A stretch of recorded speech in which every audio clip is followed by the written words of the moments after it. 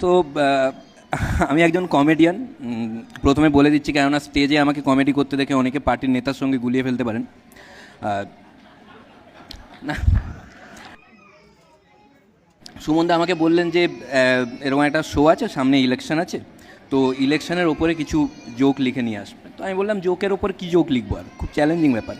তো অনেকে ভাবছেন যে মহাযুদ্ধের মতো একটা প্রোগ্রামে আমাকে কেন ডাকা হলো, এরকম একটা সিরিয়াস প্রোগ্রামে। হ্যাঁ, মানছি যে রাজনীতি একটা খুব গুরুগম্ভীর বিষয়, খুব সিরিয়াস ব্যাপার, কিন্তু আজকাল রাজনীতি এমন ছ্যাবলামোর পর্যায়ে চলে গেছে যে সুমনদা ভাবলেন যখন চলেই গেছে তাহলে সরাসরি ডেকে কাউকে করানো যাক। তবে অনেকে জোক নিতে পারে, আমি দেখেছি অনেকে জোক নিতে পারে। আমি কদিন আগে একজন মানে একটা স্ট্যান্ড আপ কমেডির শোতে গেছিলাম।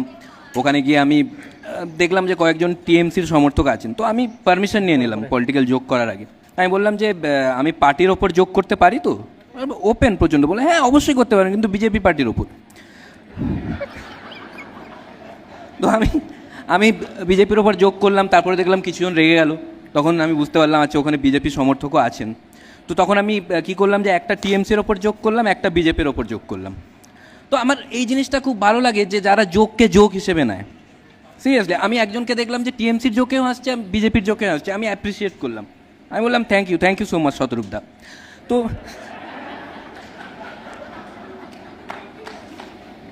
আপনারা দেখবেন ইলেকশনের আগে যখন সাংবাদিক গিয়ে কোনো প্রার্থীকে জিজ্ঞেস করেন যে সামনে ইলেকশন, কি মনে হচ্ছে, জিতবেন? জিতে গেছি। কেউ ফিউচারে কথা বলে না, জিতে গেছি। সাংবাদিক ভয় পেয়ে যায় কি এবারে ইলেকশনের রেজাল্ট আগে বেরিয়ে গেল নাকি ইলেকশনে। আর একটা কমন ডায়লগ দেখবেন নেতাদেরকে, মানে প্রার্থীদেরকে যদি জিজ্ঞেস করা হয় যে মানে বিপক্ষ প্রার্থীর ব্যাপারে, সবাই বলছে যে ও ঘাবড়ে গেছে, ভয় হেরে যাবে না, ভয় পেয়ে ঘাবড়ে গেছে, সবাই বলছে ঘাবড়ে গেছে। বিপক্ষ প্রার্থীকে জিজ্ঞেস করা হচ্ছে, ও বলছে এও ঘাবড়ে গেছে।